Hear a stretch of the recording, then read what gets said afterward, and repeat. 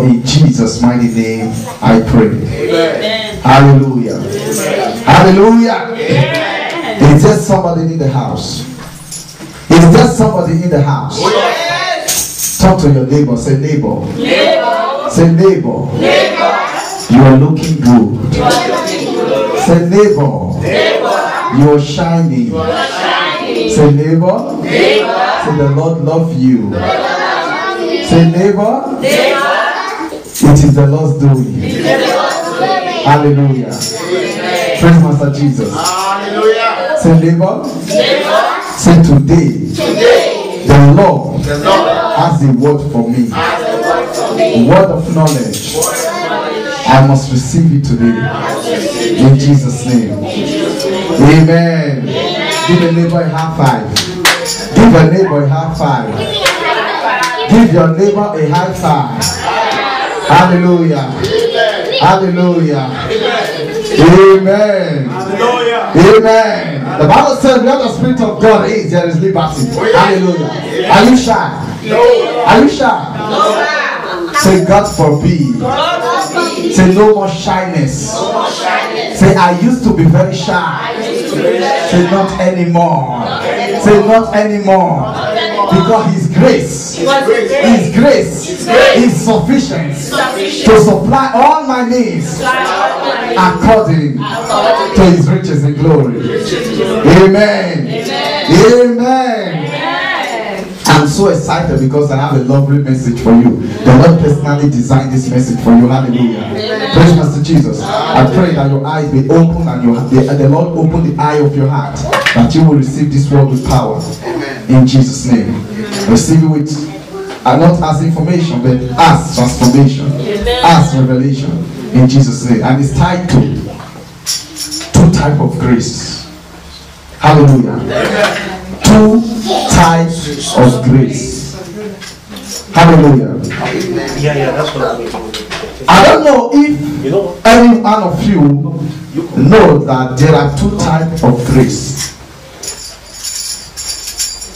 I don't know if you have ever heard or if you have any knowledge about these two types of grace that God has given to mankind. Hallelujah. Amen. You know, when the purpose is not known, abuse is inevitable. So it is very, very important that you know what you have. And if you know what you have, that will give you the ability to function in that realm, to walk in that realm, to live in that realm. Hallelujah. Amen. And one of the grace, first of all, I want to talk about the one of the grace. The first grace is the general grace. This general grace that God has given is upon every man that lives under this earth. On this earth. Hallelujah. Amen. This general grace, you don't need to be a Christian to operate in this grace. You don't need to be a believer to operate in this grace. Irrespective of who you are, this grace has already been given to mankind even before you were born. There is nothing any man can do to take away that grace. Because there is nothing you have done to put that grace there. This grace is a free gift from God. It's an unmerited favor from God. You did not do anything to receive this grace. You did not labor to receive this grace. This grace is a general grace. Amen. And this grace that I'm talking about is a grace that has frustrated many Christians. The reason why it has frustrated many Christians because they do not understand that this general grace is upon believer, is also upon unbeliever. I will explain. The general grace is the grace that when a believer has a farm, he needs rain to grow the crops in that farm. When an unbeliever has a farm, he needs a rain to grow the crops in that farm. But because this grace is general, when this rain fell, God released the rain to fall both in the land of the unbeliever and in the land of the believer. This general grace is upon every man on this earth. That is why you can see that a man can stand on the street and open up his mouth and say God is an idiot, and say God is a fool, and say God does not exist, and say to hell with God. They will still go and sleep, they will still wake up healthy. This is the general grace. Irrespective of what they are doing behind the cupboard, they are still living their lives as if nothing is happening. This is a general grace. This general grace is the reason why when a woman is about to deliver, whether in your church you are a prayer warrior, or irrespective of who you are in the church, when you go into that labor room, you will scream for the baby to come out. When an unbeliever also goes, who says there is no God, who says to hell with God, will also go into that labor room and scream the same way you prayer warrior scream and still deliver. It's a general grace. There is nothing anybody can do to take away that grace. That grace will remain until Jesus comes. Hallelujah. Because of that grace, many Christians will look at their life and look at the life of unbeliever and say, that guy is a sinner. That guy is a backbiter. That guy is a liar. That woman is a deceiver. Why is she still living? Why is life with all her wickedness or all his wickedness? Why did God still allow them to live? Why did God just wipe them out of the face of the earth? Why is it that me that is a Christian, my life is not even as good as the life of that person who rejected Christ? You begin to compare yourself.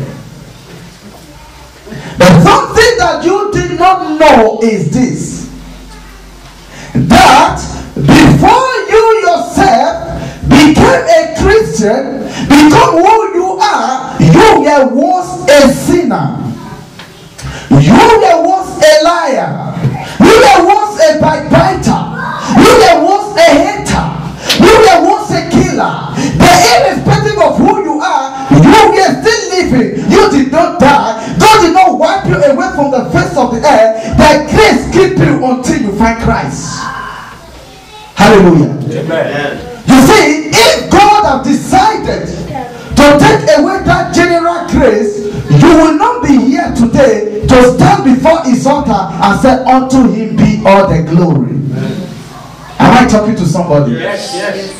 So because of this general grace, that was why you did not die in that sin. That was why you did not die in that attitude. The grace kept you alive until you find Christ. So now that you have found Christ, so who gives you the audacity to condemn those who have not found Christ? Am I talking to somebody? Yes. So now that you have found Christ, who gives you the audacity to say, God, why not wipe them away? The wicked, why not wipe them away from the face of the earth? Why? The same grace that kept you till you find Christ, that same grace will also keep them till they find Christ. Amen. Hallelujah. Amen. Because it's a general grace given to mankind to survive this earth that we are in. If not for the general grace, if you look at the world that we are in today, the world is full of evil. The world is full of wickedness. The world is full of rejection. The world God is full of, the heads of men is full of blood. Men can come out and curse God the way they like. God will not reply. Because the Bible says he is slow to anger. He does not execute judgment the way man wants him to execute judgment. So that is why when you see an unbeliever, you see a Christian, instead of you to condemn them, remember that you were also once a sinner. You were also once in their shoe. You were also doing the same thing that they are doing now. All you need to do, because of the grace that kept you alive to be able to receive Christ, you now have to pray for them and say, God, hasten their salvation, that they will receive Christ and know you more. Amen. Hallelujah. Amen. Instead of we condemning them, asking God to wipe them out from the face of the earth, we are to what? Pray for them. Hallelujah. Amen. We are what? To pray for them. We don't have to condemn them. We don't have to judge them. We don't have to reject them. We have to what? Love them. Hallelujah. Amen. Because why? God is slow to anger. Let me tell you something that we all need to understand about God. You know, when we decide to condemn any man or any woman, we should always remember that God will not place his judgment upon of how we want him to judge the people. Because he is God and we are man. God is not hasty to react. He takes his time. He takes his time in my life. That was why I am here today. He takes his time in your life. That was why you are here today. He takes his time before he reacts. Because he knows the end from the beginning. Hallelujah. Amen. Now, this general grace, we all need to understand that even a criminal, when they commit sin, when they repent from their sin, God is faithful to forgive them and remember their sins no more. Hallelujah. Amen. Then we as a human being, we can always make reference. I say, you know what, brother? I will forgive you. But let me tell you, you know you did the same thing last time. If you repeat itself again, you say, no, it will not repeat itself. I'm just telling you I'm sorry. No, I know you are saying you are sorry, but I'm just warning you in advance. To know that you don't. Hallelujah. Amen. This is we human. We like to make reference. But God, he said, when I forgive, I remember them no more. Hallelujah. Amen. Hallelujah. Amen. So that is why we have to understand who God is. And to know him is by his word. Hallelujah. He's a faithful God. Yes. He's too faithful. This grace that is general, we should thank him for the grace. For this grace that is general. Praise Master Jesus. Hallelujah. This grace is something that when you have this grace, the only thing that you cannot do, you cannot escape, or the only thing that the grace cannot prevent you from, this general grace, is what? Listen very carefully. There is only one thing that this general grace cannot prevent you from, is nemesis. Nemesis, the grace cannot prevent you from nemesis. Because why? The nemesis of the wicked, we caught up with them. Hallelujah. Amen. Let's give an instant. Let's say people who put tattoo in their body. I'm not condemning tattoo, I'm not judging tattoo. But I'm just using it as a reference. Hallelujah. So people who have tattoo in their body, maybe for instance, maybe when I was in the world, I decided to put tattoo in my face. So now at that time, just like my Tyson, you know, at that time, I'm doing my yopi, so I'm ready. In fact, I'm the talk of the town. And the tattoo is here, everybody love me, people hate me. You know, now I have given my life to God. God has forgiven me. Will God take away the tattoo? No, he will not take it away. That is what you have to face all the days of your life. Each time you stand in the mirror, you look at that tattoo, you only blame yourself.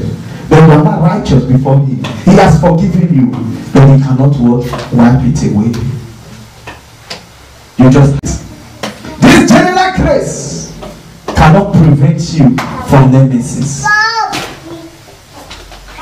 Hallelujah. So the reason why you see people can say, God boldly open their mouth and say God is an idiot, God is a coward, God is a fool, there is no God, the people may go to the extent and make fun of Jesus Christ. Do you know why? Because he's slow to anger, because he does not retaliate, he does not respond immediately. So that is why when they curse him, they expect him to provoke, because they are indirectly trying to find out if God truly exists. So they are looking to what can we tell him that could actually provoke him. Let him do something. Let us actually know if there is God. So when he did not, that means there is no God. There is one Mexican demon that is going on right now. Maybe most of you have not known it, or maybe most of you have heard about it. They call it Charlie. It's a Mexican demon. Every student in every school plays the game, but they did not know that it's a Mexican demon. Many children who are playing the game now, most of them have already gone mad. Most of them, they behave strange in their house. Their parents don't know them anymore. They act very funny. In Holland, the Holland government have already banned it in school. But I don't know of here in UK. In South America, most children have already lost their mind. Their sense is gone. It's a Mexican demon. What they do, they will put a paper on the floor. With that paper, they will draw a cross on that paper. They will put two pens, one pen across, the other pen across. Then they will write yes, no, yes, no. They will write it. Then they will shout, Charlie, Charlie, are you here? The pen will turn to yes. Which means the Charlie said he is there. Whatever they demand the Charlie to do, that is what he will do. But they think it's a game. They don't know they are invoking Mexican demon. Children, students, they place it a lot. So parents, when you go home, watch your children. Watch what they are doing. It is not a game. It's a powerful demon they are invoking. Hallelujah. When a guy put it and draw it and say, Charlie, Charlie, are you here? The thing did not move. Charlie, Charlie, are you here? The thing did not move. He said, then when he do it again, the thing moved. He said, he said, Charlie, he says fake. You are not real. They begin to condemn Charlie, Charlie the way they are condemning God. When Charlie, Charlie beat him, he smacked him on the floor. He could not see what was happening to him. He smacked him on the floor. After the incident, when he looked at his back, the mark that was in his back, that was when he realized Charlie, Charlie is no joke. So that is why you see now the whole world is shaking. They are already trying to bind it to prevent children from it.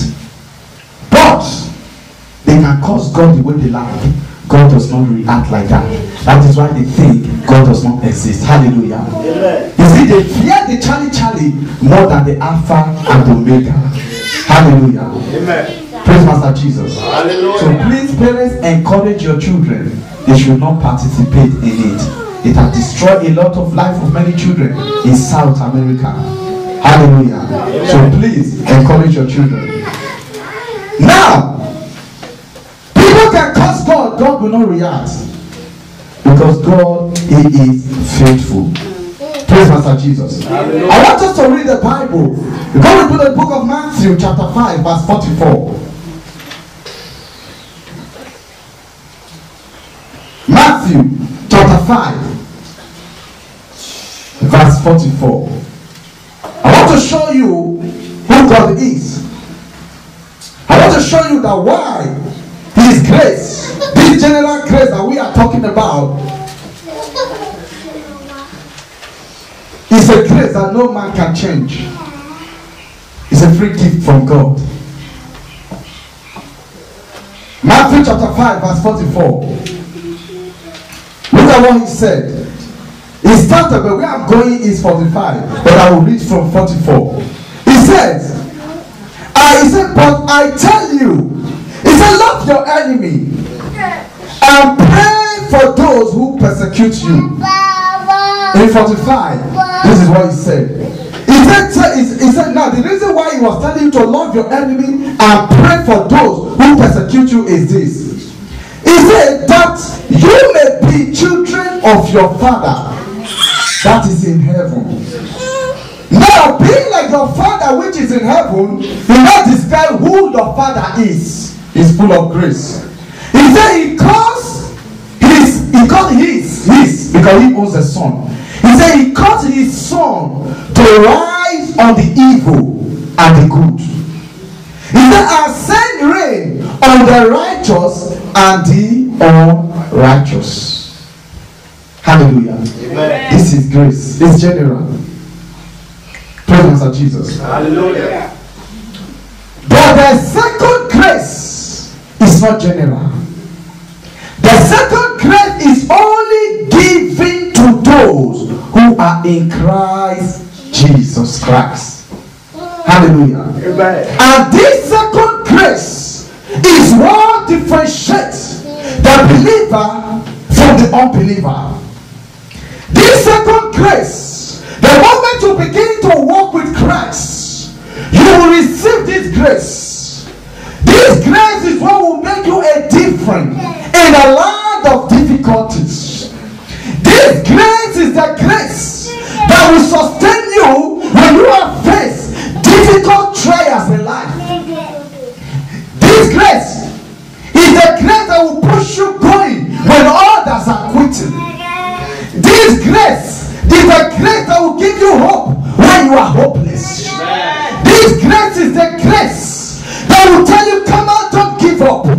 This grace is the grace that will say, keep pushing, you will make it. This grace is the grace that will remind you of what God is saying concerning his word.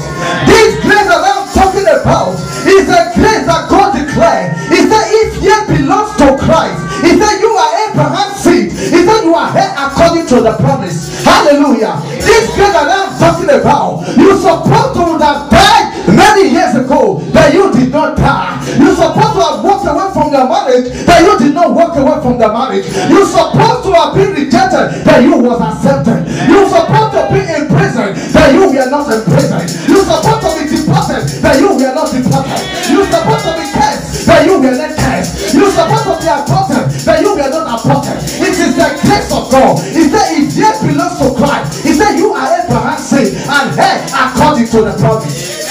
Hallelujah. This grace is the grace whereby when this grace is upon you as a believer, I tell you, you don't know why you are still standing with all the difficulties you are facing. It is the grace. When you want to know about this grace, the situation you are facing right now, there are many people that have faced similar situations. They end up taking their own life. Because why they take their own life? Because why? The general grace was not able to sustain them. But this grace that you receive as you belong to Christ is a grace that when you are about to commit suicide, the grace will begin to show you those people who you are better than. When you are about to quit and say, no, I cannot go further anymore, because of this grace, it begins to tell you, son, keep going. Others made it, you will make it. Hallelujah. It's a grace. This is a grace whereby 5 people, they went to prison, they committed a crime, and that crime they are supposed to face 5 years. About 10 years after they committed the crime, that they're supposed to face the prison sentence is 5 years. While they were in that prison, one gave his life to Christ, and he received Christ and he began to follow Christ. On the day of the judgment, they judged the case of one and gave him 5 years sentence, and judged the case of another and gave the other 5 years sentence, and judged the other guy sentence. He's supposed to have gone for 5 years like others, but he went for 1 year. It is grace. Hallelujah. Amen. Not because he has the best lawyer, not because he is better than others. It is the grace. The grace is what helps you when you are about to make a wrong decision. The grace will help you through. Hallelujah. Amen. No matter what you are facing, no matter what you are passing through, this grace, when you do not know that this grace is upon you, you will useless the grace. You will frustrate the grace because you don't know that the grace is upon you. You don't know the work of the grace. You don't know what the grace can do for you. That's why you see sometimes some people, you can be working and you just admire the position of the manager and you say, oh, I would have loved to be a manager in this company. But you say, anyway, I don't have to hope for that because I don't even have the qualification. The reason why you talk like this because you do not understand the grace that is there. The grace of God is the grace that pick up a beggar from the dog hill and put it among priest and king. Hallelujah. The grace of God is what takes you from nobody and make you somebody. The grace of God, this grace of God that we are talking about, is the grace that you are the least in your family. That you be without you, no meeting will be held in your family. Hallelujah. The grace that we are talking about, if you understand that this grace of God is on you, you will go for anything your mind can be able to comprehend. Hallelujah. Amen. You see that grace, it doesn't matter who started the race, it doesn't matter who started running, it doesn't matter how many people have done the same business, it doesn't matter how much you have invested, it doesn't matter how much you have lost. When the grace of God is upon you, when the grace of God is upon you, people derive pressure to favor you. Hallelujah. When the grace of God is upon you, it gives you the position you don't even have the qualification. Hallelujah. When the grace of God is upon you, people begin to render help for you when you don't even need the help. Hallelujah. When the grace of God is upon you, people discuss good of you and not evil of you. When the grace of God is upon you, people does not depend on your error, but they depend on your good side. When the grace of God is upon you, everybody wants to be like you. Everybody wants to imitate you. Everybody wants to copy you. Why? Because of the grace of God that is upon you. Hallelujah. This grace, do not underestimate the power of this grace. Hallelujah. Amen. Hallelujah. Amen. Because the grace is powerful. And how do I know? Maybe many will say, how do we know that there are two graces? How do we know that actually there are two graces? He just talked about the general grace and he's talking about another grace which is given as you receive Christ. Let us go to the Bible and see for ourselves. Hallelujah. Amen. Go with me to Ephesians chapter 2 verse 8. Ephesians. We will all read it.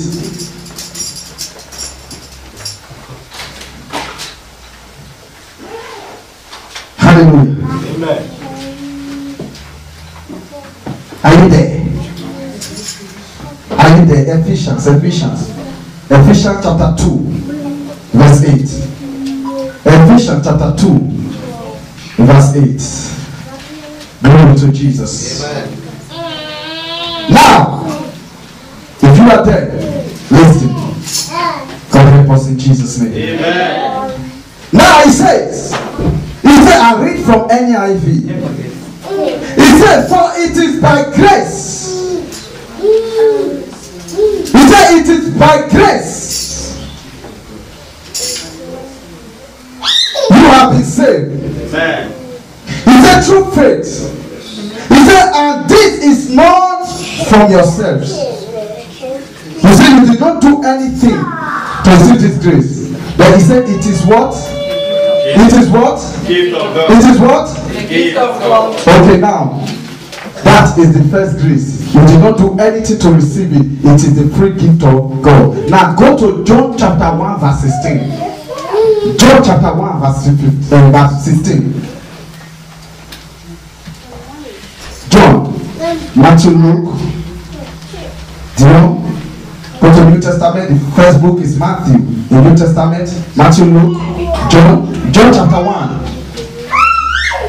Then go to 16. John chapter 1 verse 16. Look at what he says. He said, out of his fullness. He said, we have all received grace. Amen. In place of grace already given. Amen. He said, you now receive grace.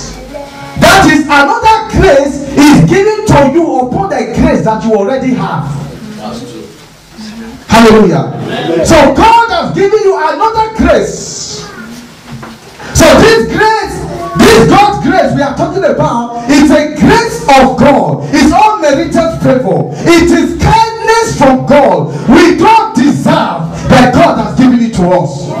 There is nothing we have not done, nor can we ever do to earn this favor. It is a gift from God.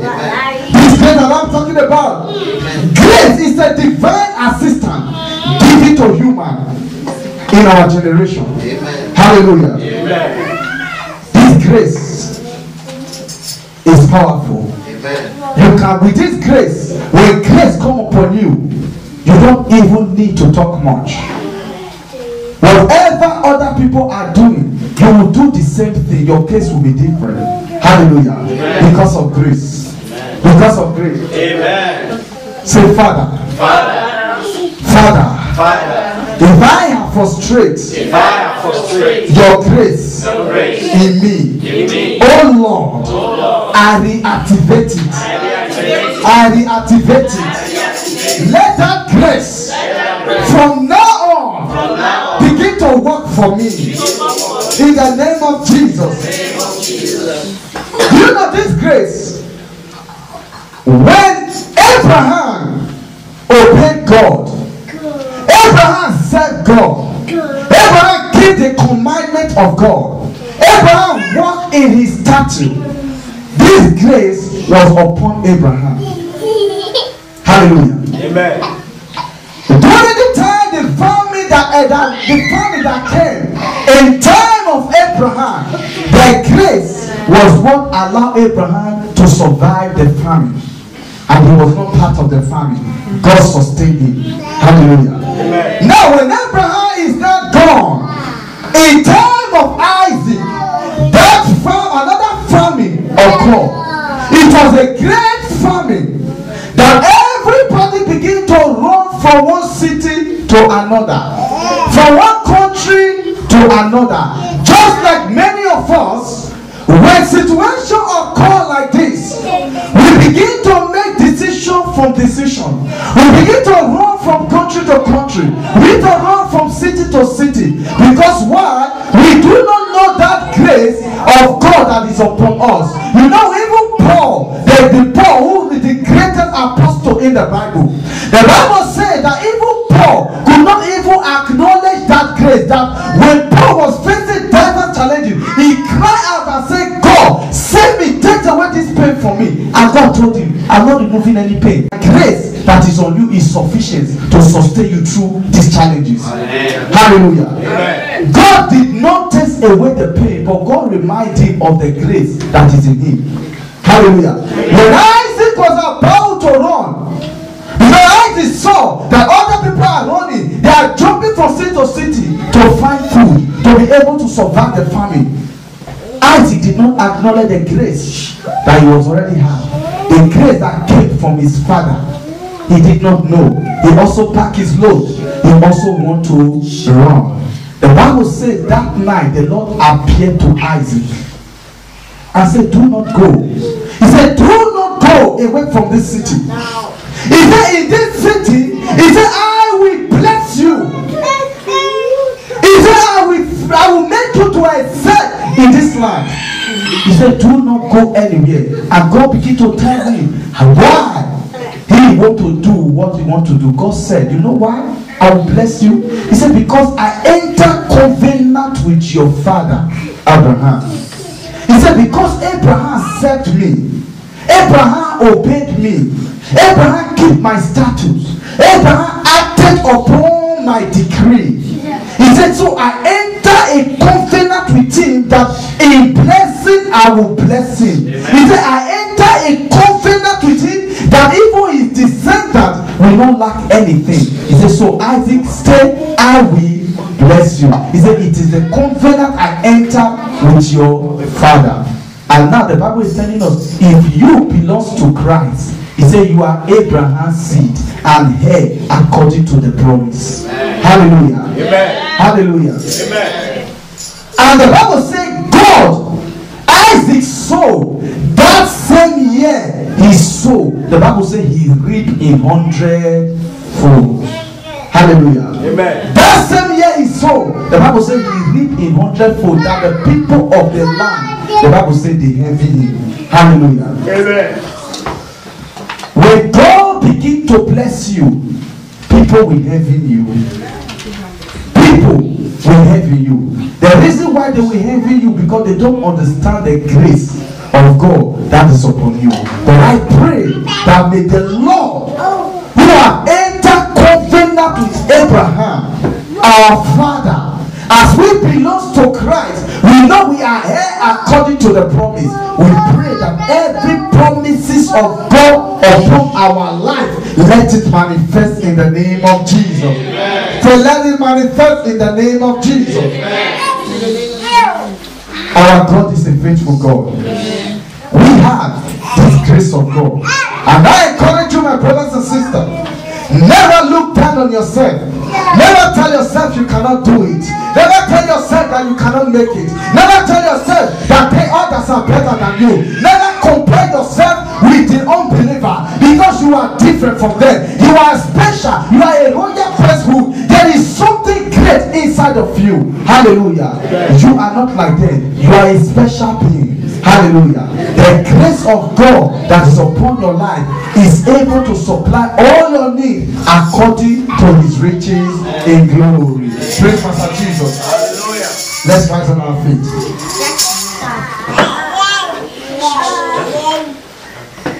Say, Father, I know that your grace is powerful. So wherever I go, say, Father, let your grace